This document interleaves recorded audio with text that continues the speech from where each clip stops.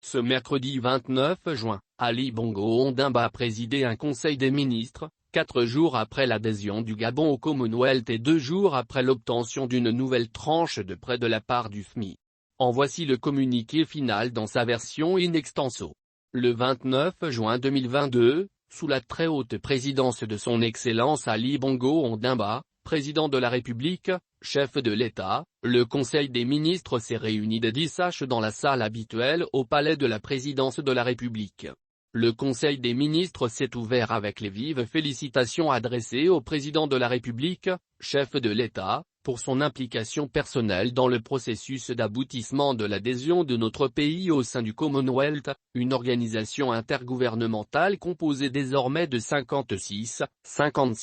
États ayant en partage la langue anglaise et regroupant 2,5 milliards de personnes, ouvrant ainsi, 62 ans après l'accession du Gabon à la souveraineté internationale, une nouvelle et glorieuse page de notre histoire. Au-delà de l'espace francophone, le Commonwealth offre au Gabon de nouvelles opportunités de développement sur les plans diplomatiques, économiques, culturels, environnemental entre autres. Cette adhésion permettra également d'accélérer la prospérité économique pour une croissance inclusive, en vue de l'amélioration du bien-être de nos populations et marque le couronnement de la politique réformatrice menée ces dernières années par son Excellence Monsieur le Président de la République, chef de l'État, en matière de renforcement des droits humains, de promotion de l'égalité des genres, de lutte contre les violences faites aux femmes, de protection de l'environnement, de lutte contre les changements climatiques ainsi qu'en matière de consolidation de la paix et de la sécurité dans le monde. Sur le plan sanitaire,